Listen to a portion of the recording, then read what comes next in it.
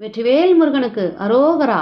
இந்த பதிவின் மூலமா நான் உங்களுக்கு சொல்ல போறது என்ன அப்படின்னு பார்த்தீங்கன்னா, வேல்மாறல் பாராயணம் செய்யறதால ஏற்படக்கூடிய பயன் என்ன, அதுக்கப்புறம் வேல்மாறனுடைய தோற்றம் என்ன, எப்போ வந்தது அப்படிங்கிறத பற்றி தான்.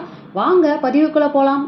இப்போதான் நம்ம சேனலை முதமுறையாக பார்க்குறீங்க அப்படின்னா நம்ம சேயோன் ஆன்மீகம் சேனலை சப்ஸ்கிரைப் பண்ணி சப்போர்ட் பண்ணுங்கள். உங்களுக்கு ஒருவேளை இந்த பதிவு பிடிச்சிருந்ததுன்னா லைக் பண்ணி மற்றவங்களுக்கும் ஷேர் பண்ணி பாருங்கள். சுமார் 1928 வள்ளிமலையில ஒரு மந்திரவாதி தன்னை திரிலோக முருகன் என்று சொல்லிட்டு அவர் கற்ற வித்தைகளை வள்ளிமலை ஸ்ரீ சச்சிதானந்த சுவாமிகள் முன்னாடி செஞ்சு காமிச்சிட்டு அவருடைய ஆணவத்தை பெருமையா சொல்லிட்டு இருக்காரு. அப்போ முருகன் அருளால சுவாமிகள் அருணகிரிநாதர் அருளி செய்த வேல் வகுப்பில் இருக்கிற 16 வரிகளை முன்னர் பின்னர் வருமாறு 4 சுற்றுகளாக 64 வரிகள் பாடி அந்த அமைச்சு கொடுக்கிறார் அந்த பாட்டை. இதுவே வேல்மாறல் மகாமந்திரம் அப்படின்னு சொல்லப்படுகிறது. சுவாமிகள் பாடும்போது அந்த மந்திரவாதியினுடைய உடல் முழுவதும் எரிவது போன்று உணர்ந்து தனது தவறை மன்னிக்க வேண்டி சுவாமிகளின் பாதங்களில் சரணாகதி அடைஞ்சிடுறார். இதுவே இந்த வேல்மாறல் தோன்றியதற்குன்றான ஆதாரம். இந்த வேல்மாறல் படிக்கிறதால என்ன பயன் அப்படின்னு பார்த்தீங்கன்னா, வேல் வகுப்பு அப்படிங்கிறது ஒரு மருந்து போன்றது. ஒரு மருந்து எப்படி நோய்களை தீர்க்குமோ அது மாதிரி இந்த வகுப்பு பல புற நோய்களை தீர்க்கக்கூடியது, பிறவி பிணியை போக்கும். வேல் ஞானம் ஆதலால் அதை படிப்பவர்களுக்கு ஞானத்தை கொடுத்து பேரின்ப வாழ்க்கையை கொடுக்கும். முருகன் வேறு வேல் வேறு இல்லைங்க, கந்தக்கடவுள் பவரோக வைத்தியநாத பெருமாள்.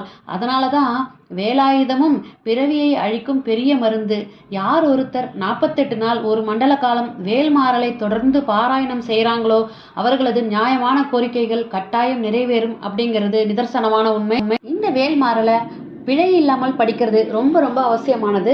இதை பாராயணம் செய்கிறவங்களுக்கு திருமண தடை நீங்கும், புத்திர பேரு கிடைக்கும். அதாவது புற்றுநோய், எல்லா விதமான ஸ்கின் வியாதிகள் எதுவாக இருந்தாலும் சர்வரோக நிவாரணியாக இது விளங்கும் அப்படிங்கிறதுல எந்த சந்தேகமும் வேண்டாம். முருகன் மீது நம்பிக்கை வைத்து பாராயணம் செய்யுங்கள். முழு சரணாகதி அடைந்து வேண்டுங்கள். எண்ணியதை எண்ணியபடியே கொடுப்பார். கருணையே வடிவானவர் முருகன், காலம் அறிந்து ரட்சிப்பார்.